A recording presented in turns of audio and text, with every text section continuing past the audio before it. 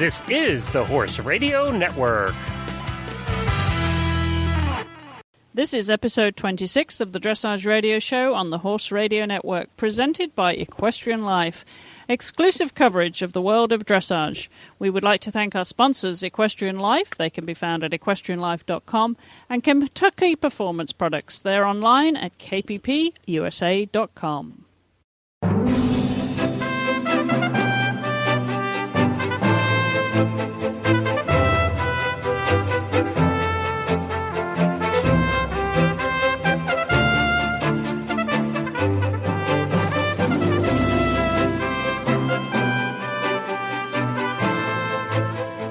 This is Chris Stafford in Lexington, Kentucky. And I'm Lisa Wilcox. You're listening to the Dressage Radio Show presented by Equestrian Life. Well, hi, Lisa. How are you this week? Great, Chris. How have you been? I'm doing great. It's been fabulous weather up here in Kentucky. And I know you're down in Florida. You're just used to good weather down there this time of year. Oh, but we're having spectacular weather. It's just been really, really nice. We're in the 70s. Clear, dry, ideal. Perfect. Absolutely ideal. And I think the waves have been they're getting swells. The surfers are out.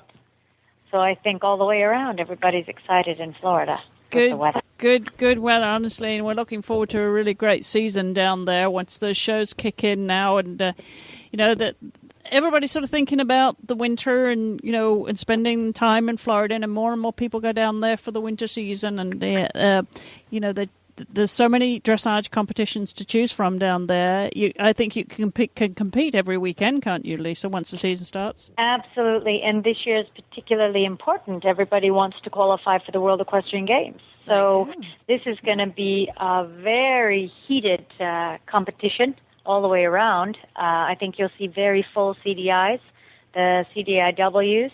I know myself, I will definitely try to have a spot on the World Cup this year. It's one of my many goals. But I think you're going to see a lot of new young horses out working their way up the I-2 into the Grand Prix, and then finally through all those qualifiers for the WEG.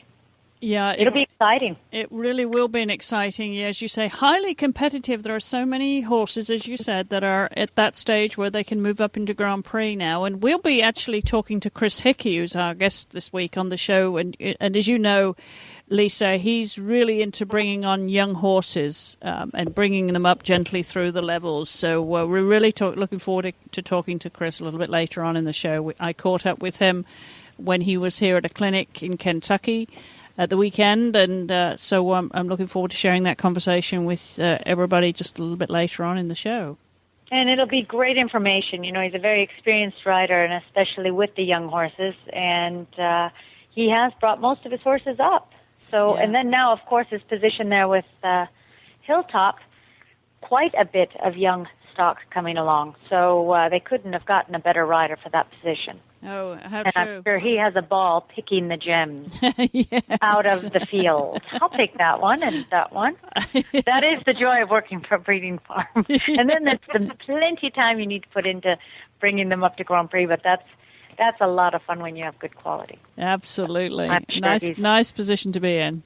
Yes, absolutely. Terrific. Well, before we get to that, Lisa, we have just a little bit of news this week, just a couple of items. And you'll know that the German Dresser Equestrian Federation has been through under close scrutiny, and following the major doping drama in the spring of this year, the selection committee suspended all A and B teams in September, and just this past week the Federation there released a letter in which the new terms were announced. And remarkable absentees are Olympic individual medalists Isabel Werth and Hickey, as well as former world champion Nadine Kappelman. Due to a positive doping test, Isabel Werth is suspended by the FEI until December of this year, just a month away before she can resume.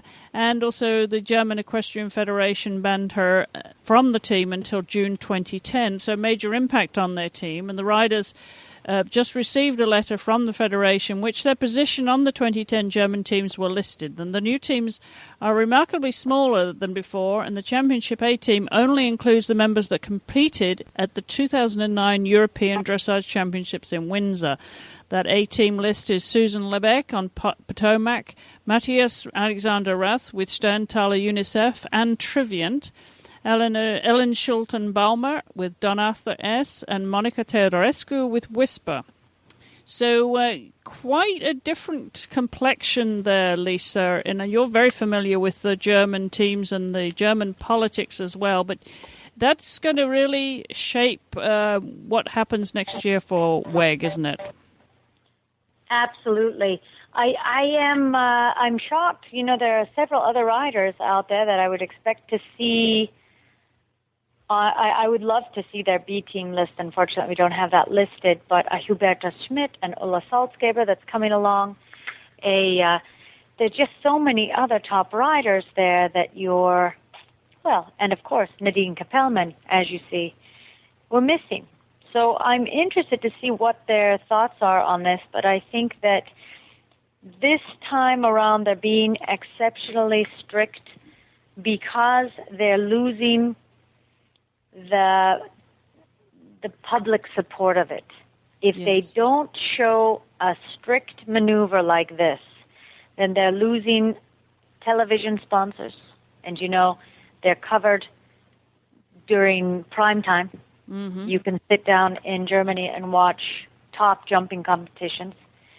And I think they have to prove themselves or Germany will lose their position there with the sponsors. And they're doing what they think is the best thing or the only thing that they can do. Well, it's all about credibility, isn't it? And not only do they have such a standing in this sport and internationally that you know, with what had been happening there over the last year or so, it really is about them regaining their credibility on the world stage. And that B list that you refer to, we will put a link on our website so you can see both the A list and the B list for those of you who are interested in following the German riders, and a lot of other names there added to. But for the sake of brevity, we just listed the A list right there. But you just looking at that A list tells you the pressure they're under. Indeed, to make themselves credible in the eye of the public right now in Germany. Absolutely. They are being definitely very much scrutinized, and I recall reading months later about doping cases and the agony it was causing in the industry, where we did not, here in America, dwell on it. It just put a bad taste in the mouth of a lot of Germans, and it was in the press for at least half a year after the incident. Yes. Yeah. Or the incidents with the jumping riders in Olympics, at the Olympic Games, et cetera, et cetera. Yes. Well, as you say, you know, it's a lot more prominent in Europe, and not least of all in Germany, where it does get the attention of the mainstream media, which it doesn't over here, of course. Correct. So. Well, interesting to watch that. I think the competition is going to be tough next year over here at WEG, and especially at the time while the Germans are suffering in terms of of those issues. Meanwhile, of course, the Dutch are picking up just one great combination after the other. Momentum. They're picking up momentum. That's going to be pretty unstoppable. But it certainly is. I have heard that Edward Gall is coming to the Masters. Oh, wonderful. Won't that be exciting? Oh, that'd be wonderful. And that's in Florida this winter. Wonderful. Yes. Well, yes. I'll definitely be on the sidelines for that one. Oh, definitely. That would be a great crowd builder, wouldn't it? You can imagine, you know, the fans are going to flock to that. That horse is like going to Cirque du Soleil. How does he do that? That is going to get even people who have no idea what dressage is about. That's going to be a crowd pleaser. Well, the pressure's on everybody else, though, then, because once they see Totilas, they'll think, oh, that's the norm for dressage. If they don't normally watch dressage and they go in and see him perform, and they'll think, well, don't they all do this? Yeah, exactly. Sure they do. Well, we've got to kind of step it up just a hair. There you go. Or hopefully he'll raise the bar for, as a matter of fact, the scores will go a little higher for those of us who haven't gotten those. There you go. Trusty scores. He'll lead us out of the mediocres. He'll raise the tide, and you know what happens when you raise the tide level? All the boats come up to that same tide level, right? Exactly. So, there's an expression for that. Could be a very positive effect. Yeah, there you go. There's another expression for that, but I couldn't just think of it right then, Lisa. We have one other item of news this week, and that's from the United States Dressage Federation. They'll be presenting their winners of the 2009 GMO Awards during the Board of Governors General Assembly at the 2009 Adequan USDF National Convention and Symposium in Austin, Texas. That takes place December 2nd and 6th. It becomes the part of the convention season over here with conventions everywhere for all the affiliate organizations. And so they'll be down there in Texas, and those awards are given annually to recognize the outstanding GMO newsletter and website layouts and designs, the first-person experience articles, general interest articles, and outstanding volunteers at the regional level. Also included is the recognition of one grant recipient from the Ruth Avannett Memorial Fund that provides financial assistance for deserving individuals to attend the Adequan USDF Annual Convention. There will be a link on our website to see the full list of this year's winners. So that's the news for this week, Lisa, and you're going to tell us, introduce our guest in just a moment. Before we get to that, we're going to take a short break here for our commercial friends at Equestrian Life. Just so stay tuned, and we'll be right back with our guest of the week. It is fantastic to have our friends at Equestrian Life as the title sponsors for the Dressage Radio Show. If you have not been to Equestrian Life yet, you need to go. In addition to being the official social community for the Horse Radio Network, it is one of the fastest growing horse communities on the internet. It is truly the Facebook for horse people. The goal of EquestrianLife.com is to bring equestrians together and to provide them with the breadth and depth of information and tools they need to learn and connect with other horse lovers who share the same passion. EquestrianLife.com is a fun, inviting website that strives to provide its members with a world-class experience that fosters the expression of all the ways people enjoy their horses and the people who are part of the horse world. EquestrianLife.com's social media platform provides users with cutting-edge applications and tools, such as people and horse profiles, social Q&A, status updates, messaging, photo uploading, groups, comments, blogs, expert high-definition videos, directories, birthday reminders, alerts, messaging, and on and on and on, in addition to their partnership with the Horse Radio Network. This community is designed by horse people for horse people and is filled with educational and entertaining video and audio all about our horses. Right on over to Equestrian Life today. Sign up for free and tell all of your friends. If you love horses, EquestrianLife.com is the place to be. Well, thanks again to Equestrian Life, our official social network for the Horse Radio Network. Well, Lisa, our guest this week is someone that you know well, so I'm going to hand over to you to introduce Chris Hickey. Yes, my absolute pleasure. I'd like to welcome Chris Hickey to our radio show and talk about a great rider. And as we talked about earlier, what a super person to bring young horses along. And I think that's something that we're missing here in America.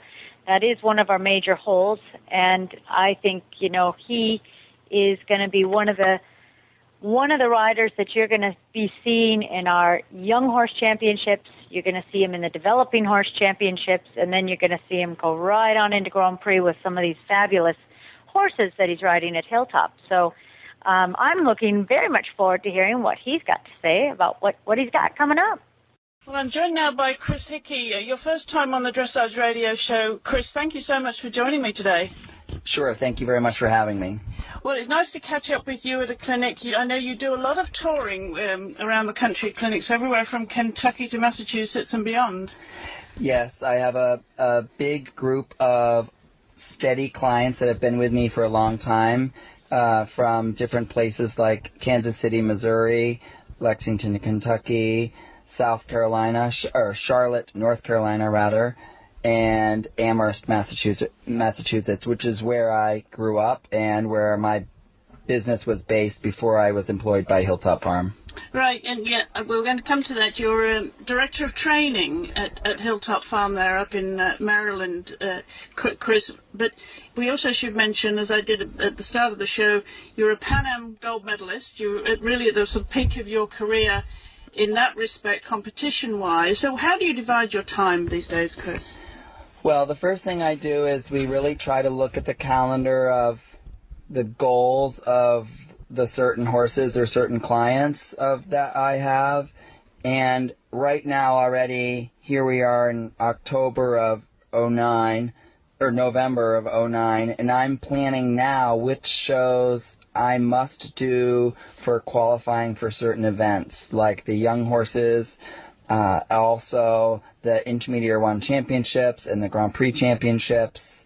And those shows get picked first from the qualifications that I must do to have the proper qualifying shows, and that we start the schedule with that.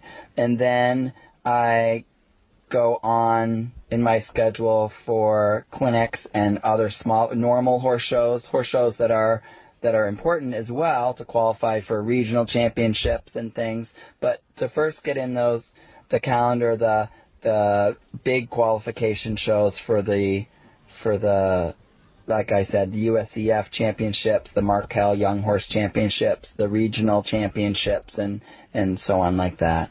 So what will you be doing with Regent, for example? Regent has been, I have a new Grand Prix horse at Hilltop, and Regent is back. I've handed the reins over to the owner of Regent, and I'm helping her still. We're still very much a partnership in this horse, and that's very exciting for me to see, because this is someone, Brenna Kaczynski, the owner of Regent, who has been the owner of Regent since we bought him together when he was 4. We picked him out when he was a 4-year-old. So she had just this fall, after riding him for a few months herself, she showed him in her first ever Intermediate 1 test, and he won that a few times. She's shown him 2 times at Intermediate 1, and then in the spring she will come out and do I2 with him, and then go right into the Grand Prix. It was very important for me that she get a little bit of experience in the FEI ring before she jumps right in and does Grand Prix on him. So what other horses do you have, and what level of competition are they at right now, Chris? I have a few super horses from Hilltop that are owned by Hilltop Farm and Jane McElry. I have the Cabana Boy, who I like to call him the poster child of American breeding. He's by one of our Hilltop Farm stallions, Kentucky. He was not bred by Hilltop. He was bred by the Langers in Wisconsin, but was purchased by Hilltop when he was a young horse, and that horse now has competed in the Intermediate 1, and he competed at Gladstone in the I-1 championships this year as a 7-year-old, and then later in the summer in August he went to Chicago and he won the developing horse division at the Markel Young Horse Championships, and that was very, very exciting for us, and he's a very special horse. And it was also wonderful no horse has won the 5-year-old, 6-year-old, and the developing horse championships, and he won all 3 of those championships in 3 years in a row. Yeah. So that was very exciting. And he, again, to have that horse that has won that much be an American-bred horse is a wonderful thing for American breeders. Absolutely, a terrific record. So what will he go on and do, Chris? What are your goals with him? Our goals with him are for him to progress at the rate that he is comfortable with. He's schooling. Started to school Piaffe and Passage and the One Tempies, and when he is confirmed enough and solid and confident in those exercises, then he will move into the I2. But he competed at Devon this fall, and he's still only 7. He will be 8 next year. So he's come a very long ways in a short period of time, but that horse has such a good brain for the work, and the work is easy for him, and he's happy and he's sound, and of course that is the most important thing for us, is that he stays that way and that he continues to be a successful FEI horse for many years to come. But that horse has so much quality. He really could be he definitely could be a USET team horse. So whether it's the Pan Am Games next time, I really feel like he could be, I really don't want to hold him back for the Pan Am Games, but if the Grand Prix work if I think that that's a little too much for him and we need to back off, then I will back him off and push towards the Pan Ams. We have another new Grand Prix horse that Hilltop purchased this spring. His name is Douglas Hilltop, and he's a very exciting horse for me. He's a gelding. He's very beautiful, a big, elegant bay horse with 4 white legs. He's a bit hotter of a horse than many of my other horses have been through the years, and I'm really enjoying that. He's very forward. He loves to do his job. He's got a great work ethic, and he's just wonderful to ride. He's 9 years old, and he had competed in Germany this spring. He had done one Grand Prix test, a very green Grand Prix test, before we purchased him, and I feel like we snuck in and bought him. We bought him before he was really even on the market. So I saw this horse and really felt like it was an opportunity to buy a young Grand Prix horse that he has a lot of talent, and we're very excited about him. And I've shown him a few times. He did Grand Prix. I've gotten a 68% a few weeks ago at Dressage at Lexington, Virginia show, and that was very exciting for us. And there's still lots of room for improvement, but he has so many very good qualities that he's a horse that can score very, very well in the Grand Prix ring. Well, of course, we're looking at some incredible scores now in international. I mean, that gives you even more to work at to catch up with these guys. So where would you go with him eventually? What's his long-term goals? Our goal for this next winter is he will start competing at the CDIs, and he will compete in the CDIs in Florida and my goal is for him to get an invitation by the USEF and come into the selection trials for the WEG. He will only be 10 years old. Do I think that he will make the team as a 10-year-old? That's hard to say. But I think given if we give this horse time to develop in the Grand Prix, and he needs more strength, and of course now I'm a new rider, so you add a new rider into the element and a whole different way of life. He gets a little bit, when we purchased him in Germany, he wasn't able to get turned out, and now I'm able to turn him out, and he's really acclimating to his new life and his new life at Hilltop, and I'm very, very excited about that, and that he continues to get solid in the work and happy in his life. Right. Well, in terms of your career, Chris, you've been on the Pan Am team now, you're a reigning gold medalist, both team and individual, as I said earlier. Where do you feel you are personally in your career as a competitor? Not so much as a trainer, but as a competitor. I feel like I'm very lucky to have had a lot of horses to bring along. I've had 4 horses on the USET developing list that I have trained through, developed, and I think that's very important for me. This is the first horse. Douglas Hilltop is the first horse that's a trained horse that I have myself didn't start as a young horse. And there's some good, there's some positive, and there's some negative in that. The positive is that I'm starting a new relationship with this horse, and there's not, we all get baggage from our horses, the things in our past that we have to move on from, whether one horse has a problem with piaffe, or another horse has a problem with canter pirouettes, and here I'm starting this relationship with this horse as a Grand Prix horse that I'd never known before as a younger horse, and I think that's a wonderful opportunity for me to start from scratch on a very nicely trained horse. I feel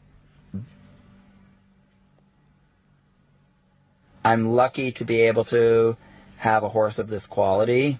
The one of the things that was very attractive, made this horse very attractive to me, is that because he's so forward going and wants to do his job, it is a horse that I can ride on my own.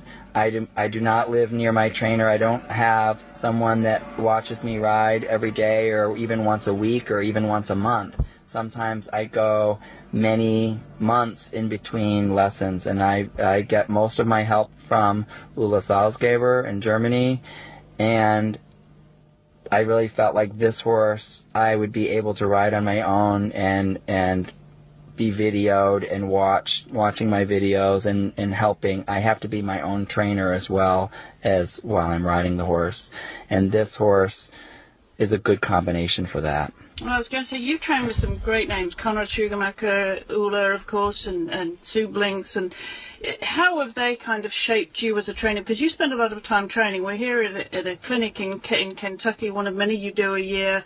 How do you think all these people have shaped and informed you as a trainer, and how would you like to be defined as a trainer now?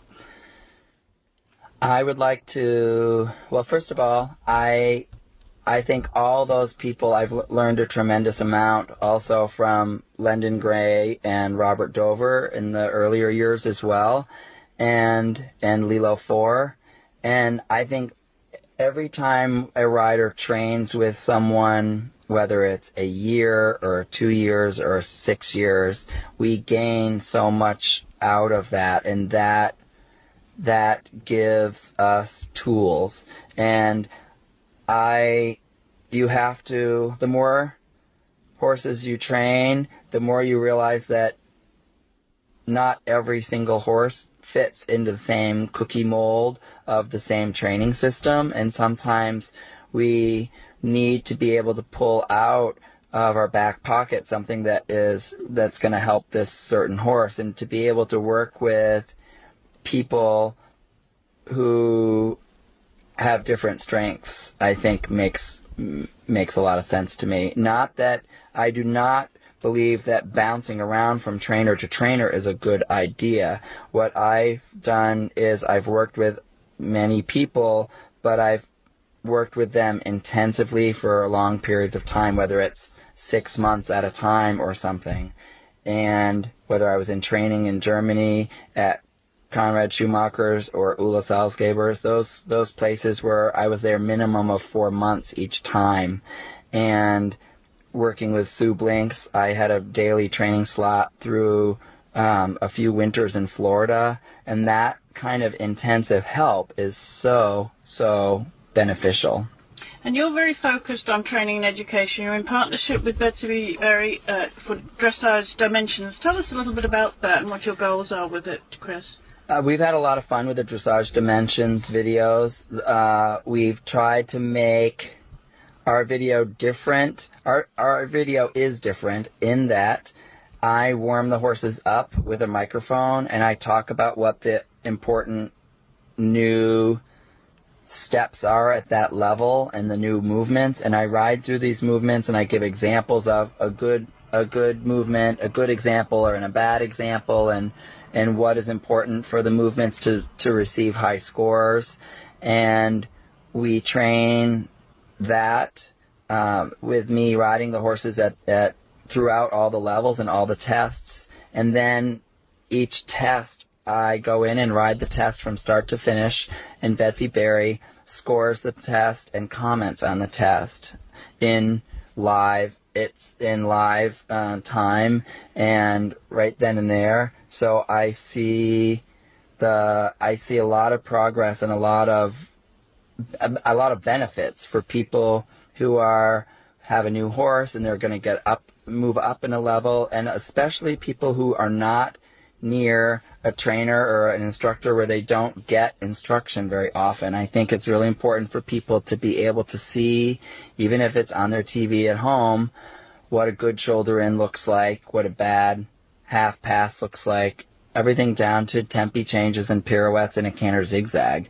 And we start from training level and we go through the FEI and into the Grand Prix and explaining how I train things and how I mostly prepare things for the horse show. But that's been I think it's very beneficial. It's even more beneficial for people who are live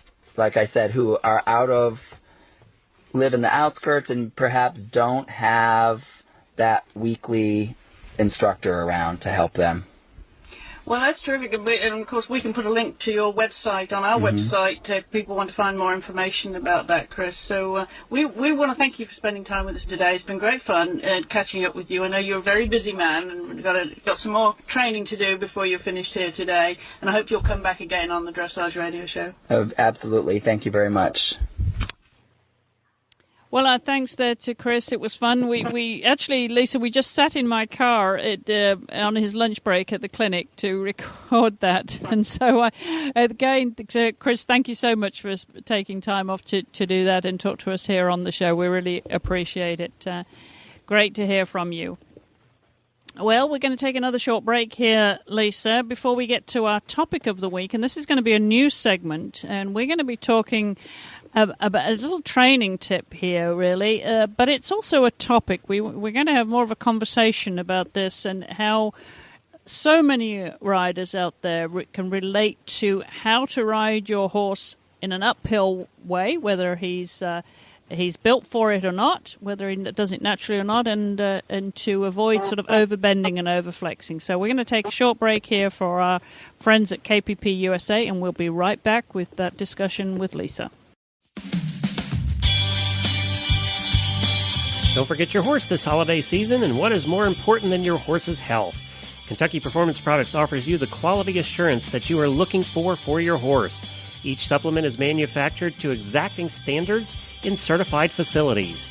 Their ingredients are sourced from highly reputable suppliers, and their formulas are fixed to ensure consistency in each bucket. When you purchase a supplement from Kentucky Performance Products, you will see the results you expect and the quality you can count on. They guarantee it. Kentucky Performance Products has recently unveiled their newest product called Contribute. Unlike other omega-3 supplements, Contribute contains both plant and marine sources of omega-3 fatty acids. Omega-3 fatty acids support virtually every system in the horse's body, including the immune system, reproductive system, nervous system, bone development, and the cardiovascular system. Contribute offers horse owners, breeders, and trainers an affordable way to provide beneficial omega-3 fatty acids. It is recommended for young horses, horses in training, stallions, broodmares, and seniors. Learn more about Contribute and all the products at kppusa.com. That's Kentucky Performance Products at kppusa.com.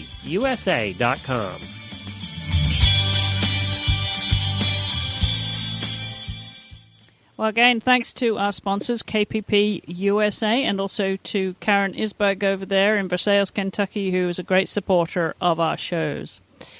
Well, Lisa, I mentioned just now, whether you've got a horse that is naturally inclined through its own conformation to ride uphill or not, it's a major issue, isn't it, with a lot of riders, because a horse can go from being uphill to riding downhill if the rider is not in the right place, and you get into an overbending or overflexing situation. And I put a notice up on our Facebook fan page last week and got a couple of responses when I asked people this. So I thought this would be a very interesting topic of discussion between us. So, and the first person who posted a note on the fanbook page was Pamela Burdett, and she says, "How do you get a horse, especially a young one, truly in front of your leg, so that he's using his hind end and not just rushing forward on the forehand? Also,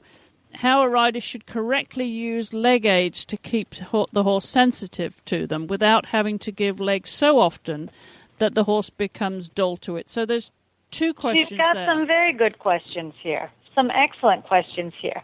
But, with the young horses, as well as the older horses, but especially the young horses, we have to remember that they are trying to understand our seat and our hand aids and our leg aids.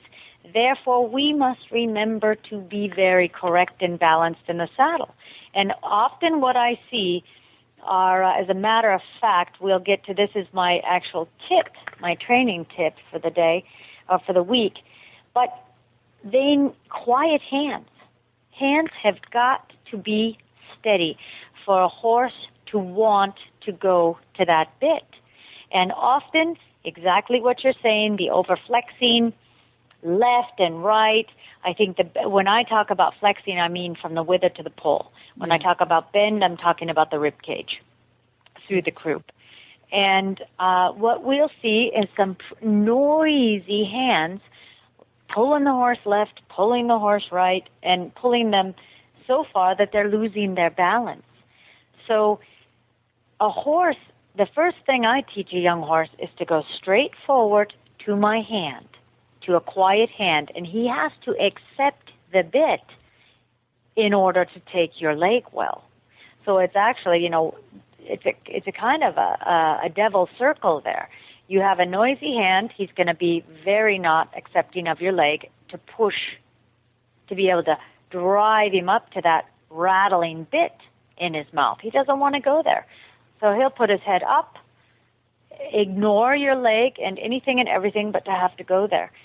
So I think it's very important. There's so many points to this equation that we're talking about. But for me, it's the rider's seat has to be balanced.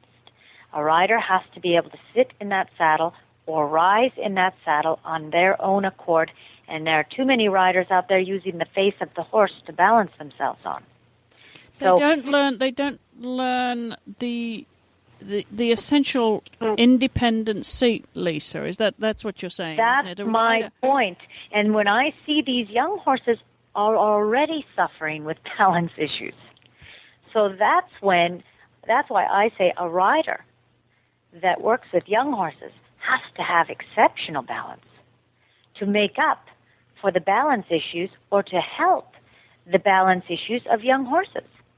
We have to iron those out by just maintaining our core, not flopping around, not using their face to hold on to. And they're going to sit on our hands for a little bit to find the balance steps at a time. And if you're just very quiet and very patient and your hand is quiet, they'll settle into that bridle, find their balance, and then they're moseying right on. And I make sure that I ride lines that are big and smooth and easy for a young horse to navigate. And definitely without jerking left or jerking right in this flexing program that you see a lot of.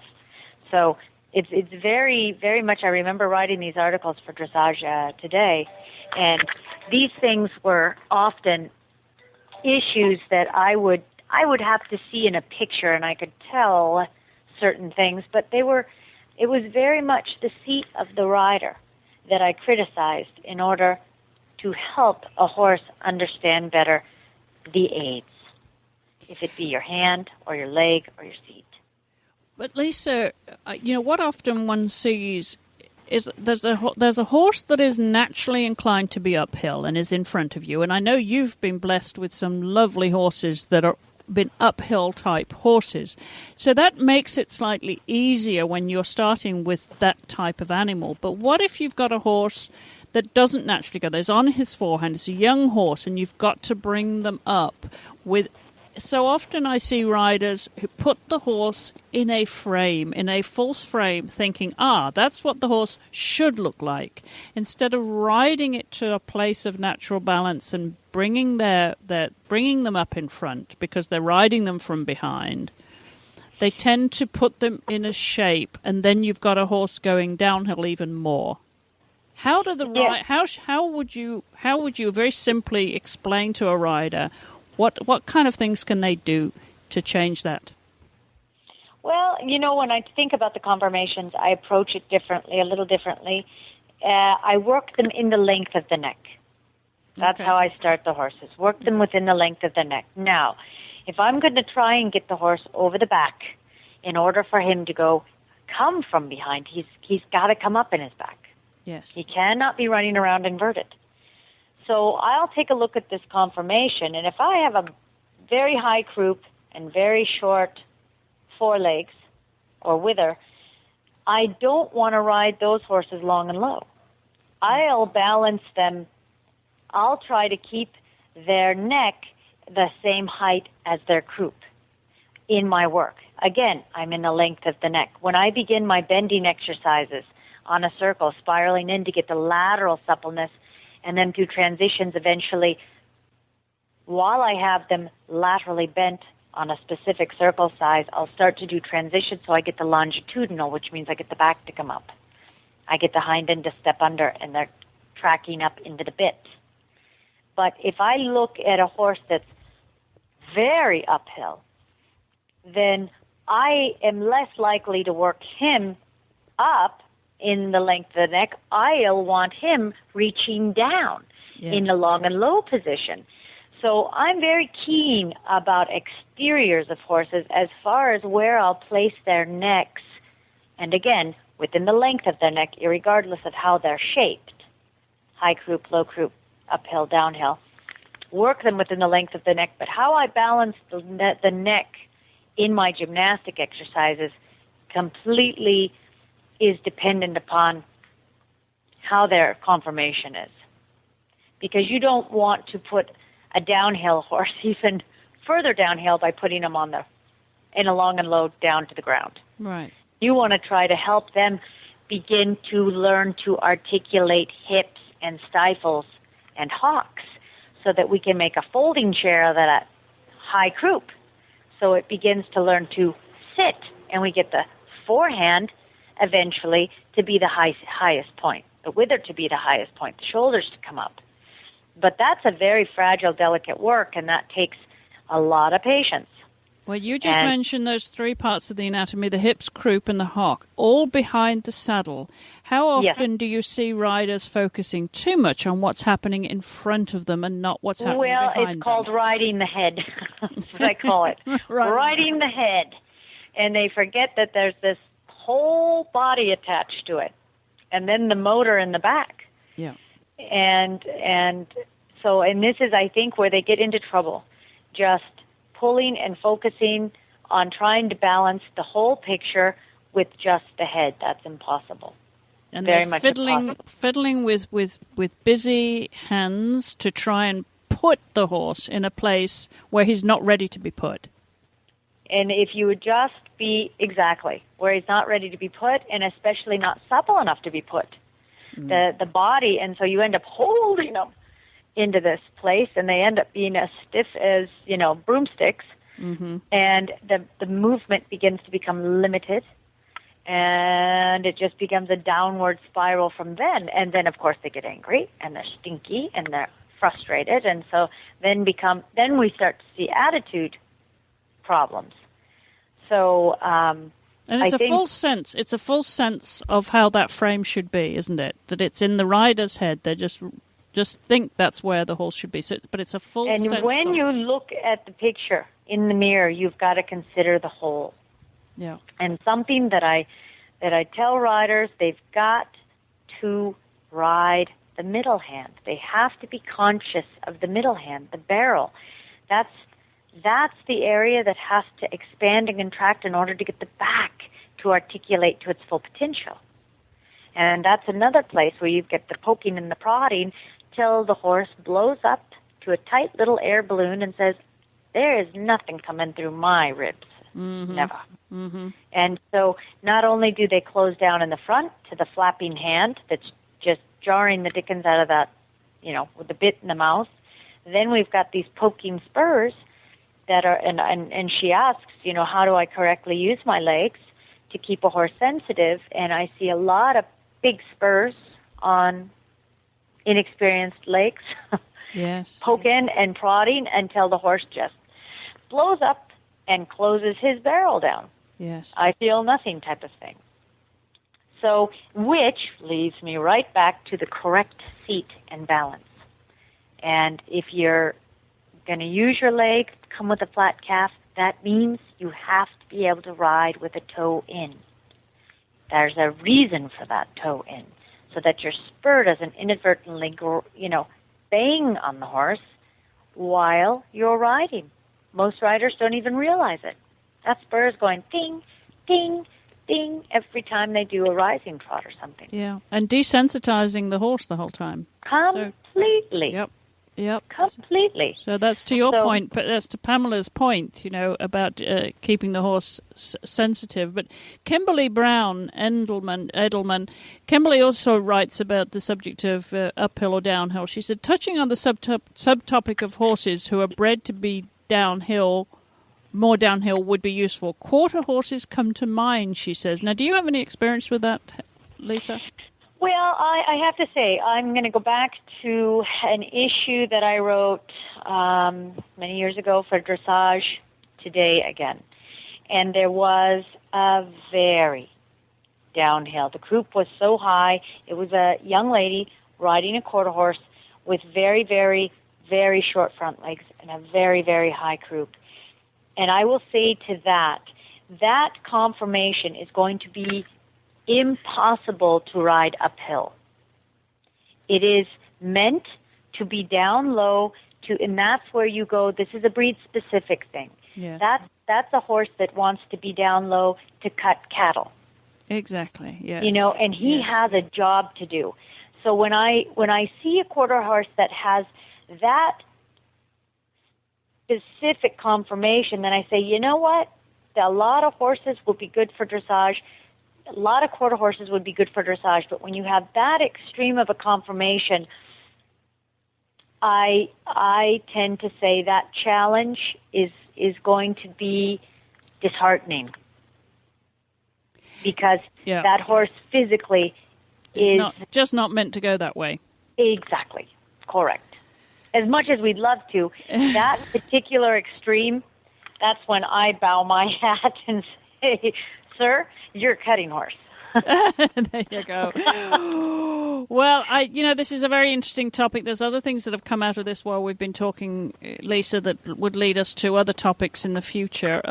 But I think, the message to everyone here from Lisa is in order to keep your horse uphill in that uphill stance and not overbend, work on keeping your hands absolutely quiet and still.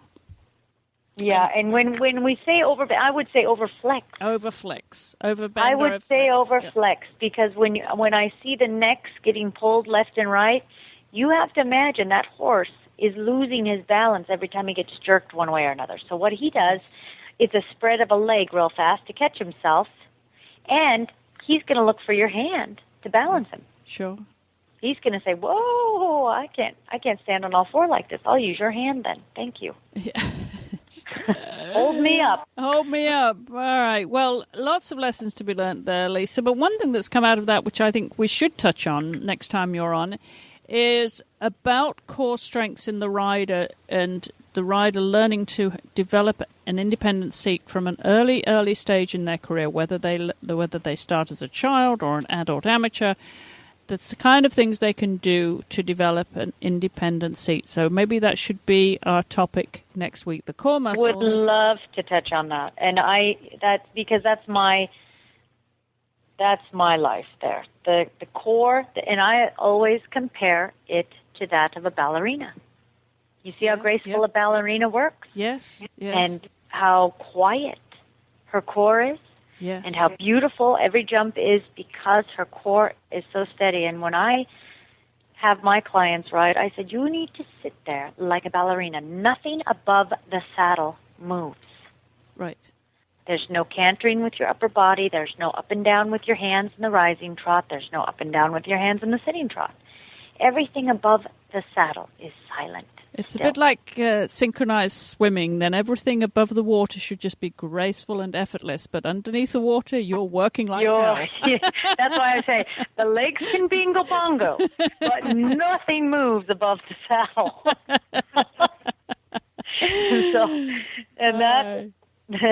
That is tough to do because you talk about getting the burn in your abs and your back muscles and shoulder muscles, and that's why most of my riders go to Pilates because they only have 1 or 2 horses to ride a day.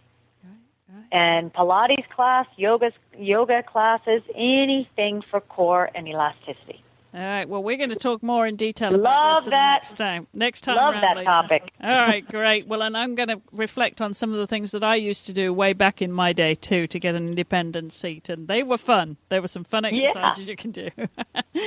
Lunge lessons. Yeah. Yep. Okay. There you go. Great. Well, thanks so much for that, Lisa. And that incorporates your tip for the week about keeping hands still. Want to remind everybody that you can go to our fan book page there and comment on our tips, and I'm going to post a mention on there too about what we're talking about when Lisa is on the show in a couple of weeks' time. But before that, Lisa, we're going to come to the end of this week's show, and you're going to present our show notes to remind everybody how they can reach us. So over to you.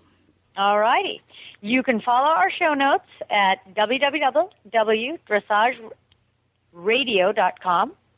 And we'd love your feedback. Leave us a voicemail at 270-803-0025 or email any comments or questions like the last ones we heard. There's no dumb question. There's so much information to be had. So mail your comments or questions to myself or Chris at chris@horseradionetwork.com. The Dressage Radio Show has a fan page on Facebook, and there's a link to the page on our website. And you can follow us on Twitter at Horse Radio, and Chris at Chris E. Stafford. We would like to thank our sponsors, Equestrian Life and Kentucky Performance Products at kppusa.com. Well, thank you, Lisa. I'm always grateful to our sponsors, of course, that make this show possible. And thank you to Lisa for joining us again this week. It's been a lot of fun, and I'm enjoying our topical conversations, and I hope people are learning something from this. As you say, there's lots to learn in this sport. There's just never any shortage. It's a constant uphill, isn't it, when it comes to the learning curve in dressage? It sure is, and I enjoy myself. I'm always learning something. I love our guests. Love to hear what they have to say. Love to hear what's going on, and so I'm on a learning curve on this show. So, well, good. You're becoming quite the co-host, Lisa. Love having you on the show, and you're going to be back in a couple of weeks' time. Yes, I will, and I'm looking forward to it. And in the meantime, I'd like to thank you for listening and enjoy your riding.